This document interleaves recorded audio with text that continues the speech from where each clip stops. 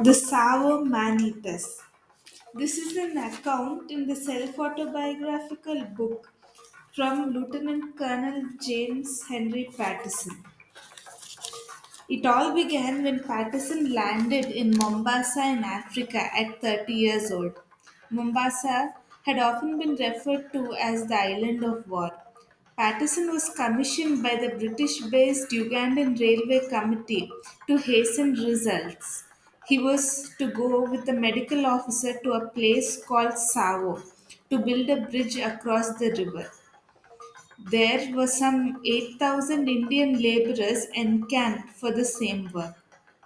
They were busy clearing paths, hammering railway ties, and Patterson even took on a boy for errands. He surveyed the landscape and ordered more supplies. The very next day, Patterson heard his first account of a lion attack.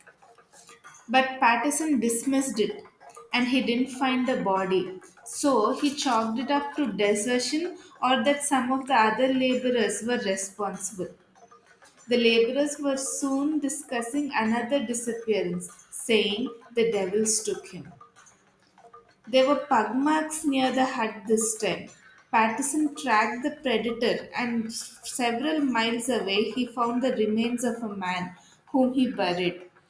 Soon, Patterson realized that it wasn't one beast but two. That night, Patterson and his errand boy set up a platform with a gun for the night, hoping to hunt the beast down. He heard overlapping roars. The foliage and darkness gave the beasts advantage. Then the whole camp woke in screams. It was far away from where Patterson was. Patterson thought the bees would stick to the periphery of the camp, but they surprisingly took a man from the deep interior, which meant they walked quite deeply unnoticed in the camp.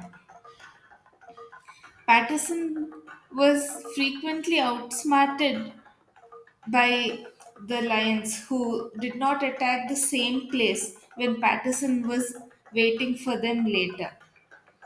Patterson slept through the day and was atop a tree for hunting at night again, and he would do so many times in the future.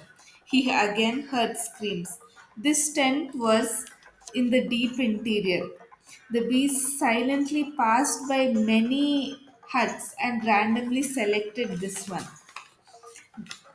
One of the disadvantages that Patterson had was that the encampment was 8 miles long. So by the time Patterson heard screams and went to confront the beast, it was long gone. Patterson cut the size of the camp by half and asked people to converge and formed a boundary wall of sorts with thorny wood that the locals called a boomer. Tsavo translates to a place of slaughter. Long ago, tribes used to slaughter weaker tribes here, and the locals called it one of the worst places to live. The laborers began believing the local folklore of the spirits and the devil visiting Tsavo for vengeance. Morale was low and the progress on the building of the bridge slowed. Many laborers had left. The lions would sometimes kill and not eat the person, and easily found ways around the boma either by digging or jumping. One night they attacked a patient in the hospital camp. Patterson shifted the hospital, reinforcing it with a second boomer. But the lions attacked the new hospital and claimed another victim. Patterson would sometimes use goat as bait, hoping to finally put down the lions. But once they took a goat even without Patterson noticing, even though he rarely blinked throughout the night. For months, the lions kept attacking, and once the superintendent of police came to help. That night, finally, one lion was caught in a trap, and four laborers were instructed to shoot it at meters distance. And even though the animal was caged and they shot multiple times from close range, they managed to miss it every time. A stray bullet hit the latch and the lion was free. Patterson frequently hoped to hunt the two lions, once managing to put two bullets in one. The next day, he explored hoping to find its corpse, but it was nowhere. Soon, the beast was back to hunting the camp. Patterson says he found a cave of human remains, which shows that these two lions were unlike any lions heard of before. The Tsavo manitus took 135 lives, and Patterson says it could be up to 300 or even higher. Finally, he shot one lion, and even while dying, it was trying to kill him. Later, he was about to shoot the second lion, but his gun malfunctioned. He shot the second lion, but it kept charging at him in spite of being shot. He hoped it would bleed out, but it lunged at him as he climbed up a tree with a second rifle, and he finally shot it dead. The man-eaters of Tsavo were finally killed. Patterson says they killed for sport, and he said in spite of all, he doesn't hate the lions.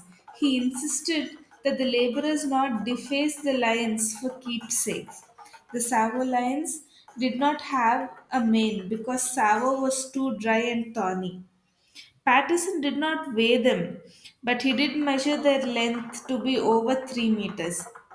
He kept them as rugs throughout his life and sold them to the museum later, where they exist today. One of the theories regarding why the Savo man eaters supplemented their diet with humans so frequently is that the river route used to transport Zambian slaves for centuries, and the dead slaves were simply tossed into the Savo River, and maybe that's how the lions got used to human meat. People asked Patterson why he didn't poison the lions with bait, but that wasn't possible because the lions were picky eaters, rarely finishing corpses, and didn't eat enough quantity of meat per attack for poison to be lethal. And that ends the story of the Savo Manitas.